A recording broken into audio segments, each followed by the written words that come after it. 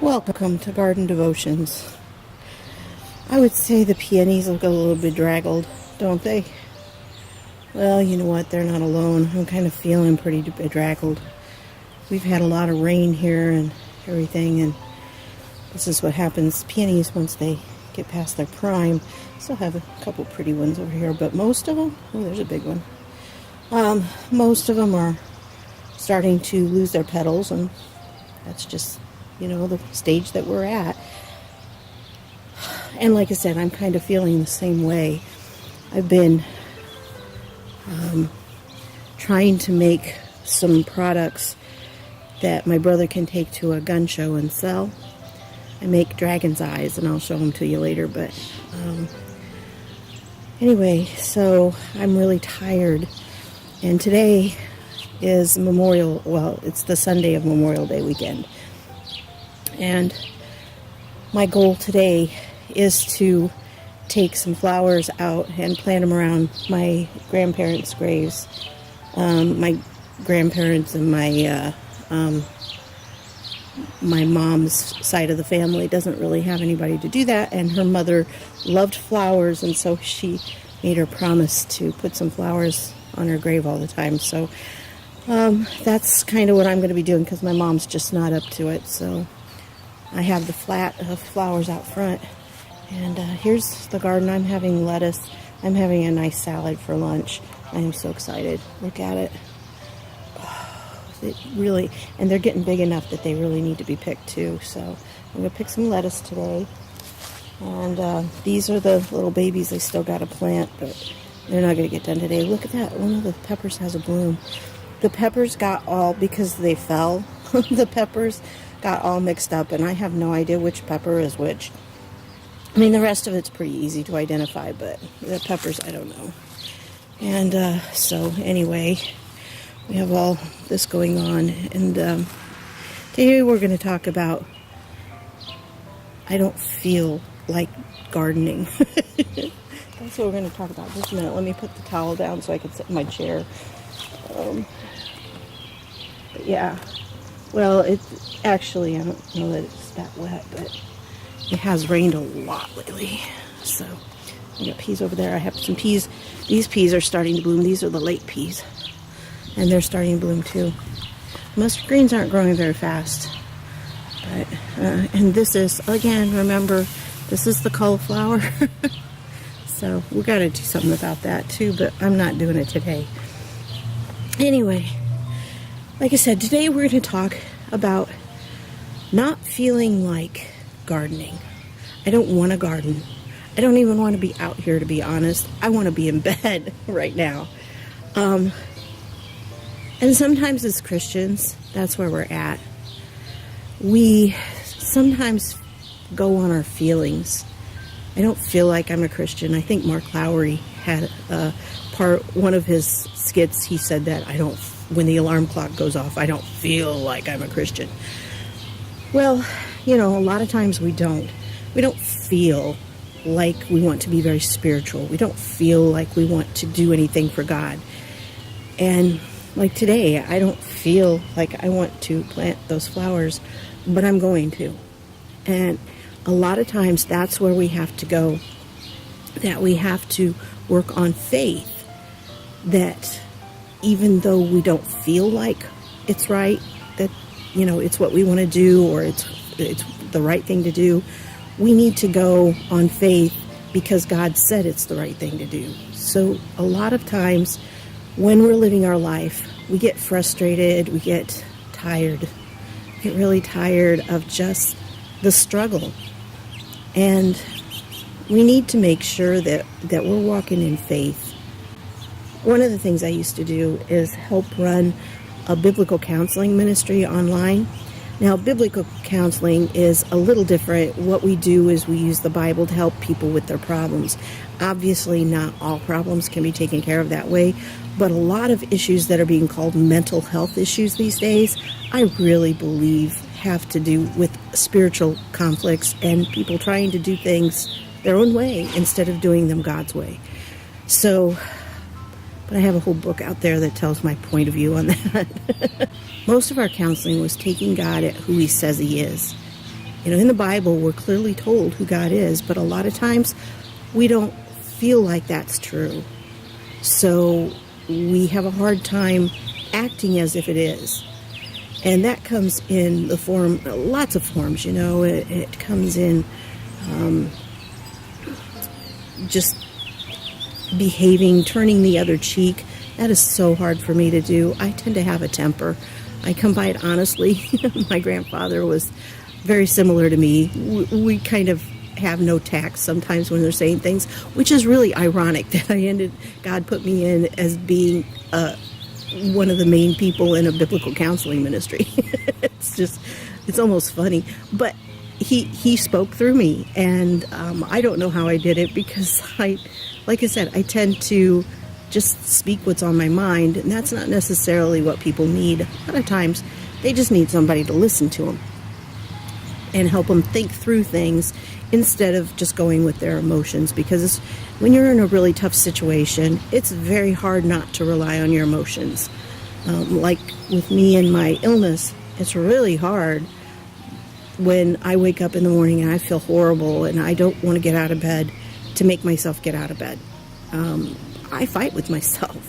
And I know in spiritual areas, there are times where something, a temptation comes up, and it's like, I really want to do whatever that temptation is. And I know it's not right. And there's a fight that goes on inside me. So, it shouldn't be, of course, but there still is, because we're all human. And until that time when God comes to take us home, that's the way it's going to be. So that's what I wanted to talk about today. In Hebrews 11:1, it talks about faith and what faith is. And basically, faith is knowing something is true even though you don't feel it. And it's acting on what you know to be true. Like, for instance, we know that God is loving.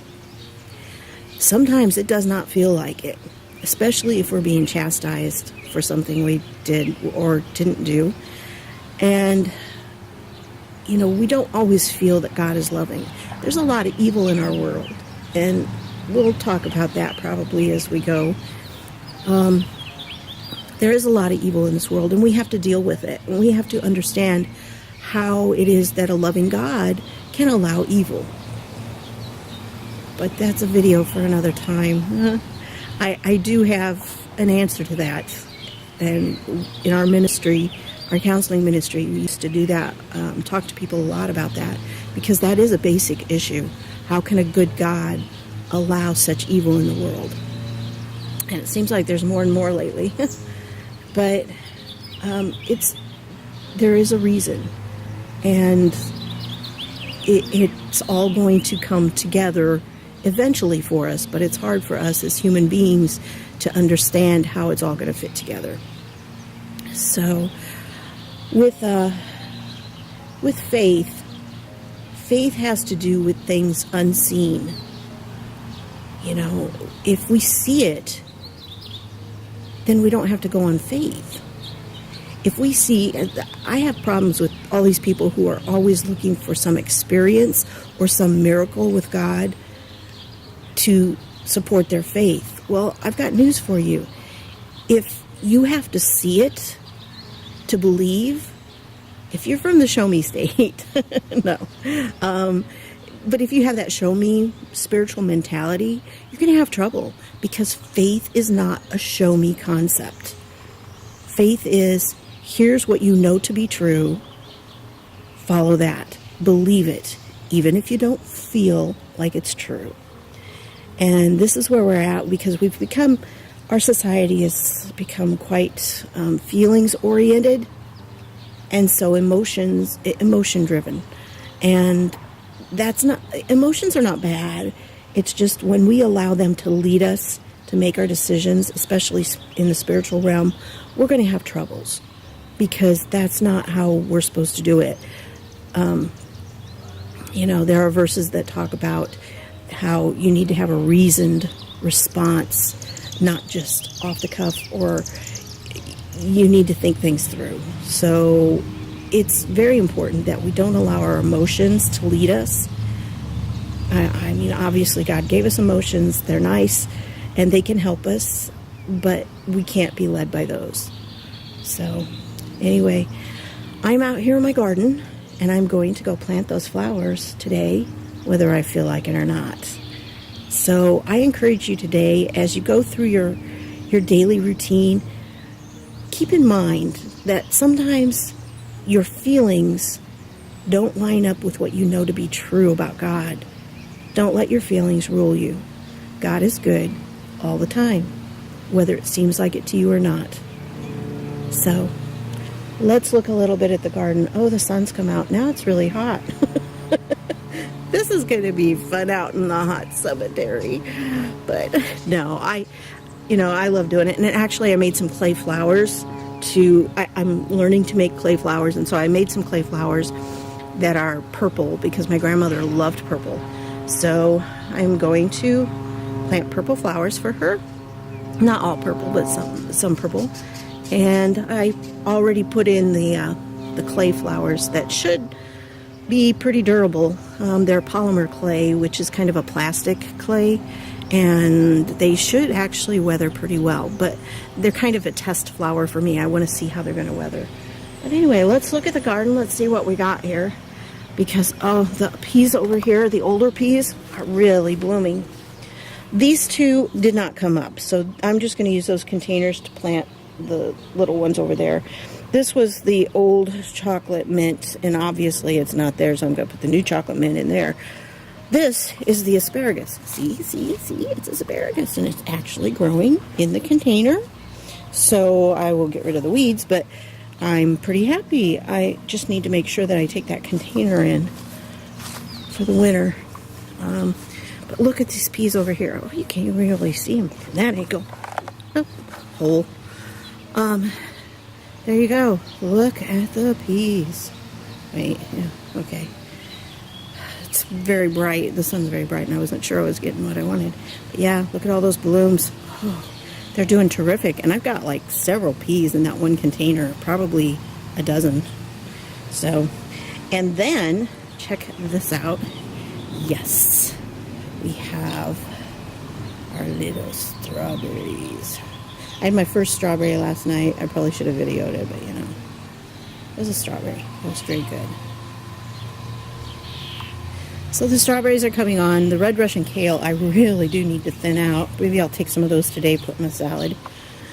The potatoes are doing great, but they really need more dirt, or I'm not going to have hardly any potatoes in there. I don't know what happened to the lavender. I really don't see anything in there that looks like lavender. No, I'm not sure it survived. I don't know. These are Brussels sprouts. I really like Brussels sprouts, so I have 4 plants of those. And then I've got some cauliflower, and this container needs to be planted. The grapes, though, are doing very well. Where are the grapes? I have actual grapes coming on. Here's some. I think you can see them there. They're a little tiny. I would zoom in, but I don't think it'll focus on them. So there were more that I saw somewhere. I don't know where right now. But yeah, the grapes are doing well. And the viney thing is in there too, so I don't know. I still think it's probably morning glory, but wow, it's really prolific. So, it's got vined up over here at the asparagus, which I should have come out and gotten more asparagus, but I didn't. There's probably 2 more spears I could get today. Took some in last night. I was going to eat them, and then I forgot. I tell you, chronic fatigue syndrome, one of the hardest things is your memory. I have the memory of a gnat anymore. I used to have a really, really, really good memory. Like, I was memorizing books of the Bible. And now, it's like, yeah, it's all out the window. I can't remember where I put the asparagus, or that I put asparagus down. So they're a little wilty, but I put them in the refrigerator, so I think they'll be okay, and I can add these to them and then have them. But they're past the sweet stage. When you first get asparagus, it's very sweet when it first starts growing. I mean, it's very sweet. Eat it raw. It is just so wonderful. It almost tastes like it has sugar on it because it is so sweet. But by the time it gets, older about now. This is May 28th, 9th. I don't know. I don't know, but it's something like that. I kind of lose track of time. It's Sunday. It's the Sunday of Memorial Day weekend. I think I said that, so. Anyway, so, yeah, if you get early asparagus, eat it raw, because it is so good. But by the time it starts getting near the end of May, it's not much longer that I'll be able to harvest anything. And I don't want to harvest much more. I should have harvested a couple of those big ones, but we'll let them go. They'll go to seed, and that'll be the end of my asparagus for this year. Sadly, but it's time for other things to start coming on, like the lettuce. So now I have other sources of nutrition that I'm going to be getting. One of the major reasons I even started a garden, not the first year, but after that I started realizing it's a lot easier to walk out here and pick a few leaves from lettuce and take them in the house than it is to go to the grocery store. So yes, these 4 containers here still need to be planted. As you can see, they're leftovers from last year. Those were, the 2 blue ones were tomatoes. I'm not a big tomato eater. I really don't like them unless they're cooked. And even then, I don't like them because my body doesn't really like them that well. And they don't... See, tomatoes were the thing that... And I know this is almost heresy among gardeners to say that I don't like tomatoes, but it's the one thing that, as I was growing up, we had this huge garden. And we always grew a lot of tomatoes. Mom made ketchup, and it was wonderful. It's a sweet ketchup. And I'll tell you, it is the best thing under the sun. And when we'd come home from school and we'd get off the bus, and you could smell the ketchup cooking all the way in, because it has cloves in it and everything, clove oil. And it just smelled wonderful. And we'd always run in so we could be the one to run the little thing, the wooden peg thing around and squish out all the juice. But yeah, that's fond childhood memories. Anyway, so tomatoes were the one thing that always looked to me like they would taste so delicious, and they didn't. They just never, the taste never matched up, and it just not my thing. If it's stuck on a sandwich somewhere, I'll eat it. If it's in salsa, I'll eat salsa, but I don't like the big chunks. I like smoother salsa. I don't want to know that I'm eating tomatoes, I guess. I don't know. And I really wish I did like them because they're inexpensive, really. When you grow them, they're very inexpensive. And they're nutritious. They're very nutritious. So my dad loves them, though. And there are my empty containers that I need to go get fish water. But again, everything's been kind of sidelined because I've been trying to make product, and I can't do everything. I can do one thing or the other. So anyway, and I think I'm going to take one of these onions in because look at them. They're doing very well. Lots of weeds. I never did get this part planted. I just didn't. And I don't know if I will or not. I'll probably put bok choy in there since I have no bok choy. And if something eats it in there, then it's a bug or something that can go up and over my chicken wire, I guess. But anyway, so look at the lettuce. Oh, doing very well. A couple weeds in there, big weeds I gotta take out. And there's carrots. But the carrots will take a little while, so we won't be too much for them. The dill is growing very well. And I love the smell of dill. But yeah, in case you missed the bok choy one, there's the bok choy. Lovely. There's nothing left. I don't know what ate it either, because it's probably 6 inches down. And I put it that way for a reason, so it wouldn't like come up and tempt bunnies. But I don't know if the bunny had to get down in there, I guess. Here's the beets. They're doing very well. So anyway, that's the garden for now. I still have flowers to plant right here. I probably should have gotten some extra for me, but we'll see once I get done at the cemetery. I have 5 graves I think I need to do, so anyway, we'll get those done. And one of these days, those will get planted. Just not today, maybe tomorrow. So It all depends. I can never tell how I'm going to feel until I wake up. And even then, it varies throughout the day so much. I sometimes have energy to do some things and not others. Last night I slept like 12 hours, literally. So, and I still feel hooey. So, anyway, it's just, I've been doing dragon's eyes. So let's go look at the dragon eyes. And then I'll pick some lettuce. I'm going to pick some lettuce first.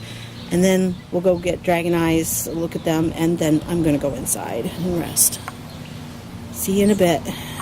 Okay, here are the dragon eyes that I do.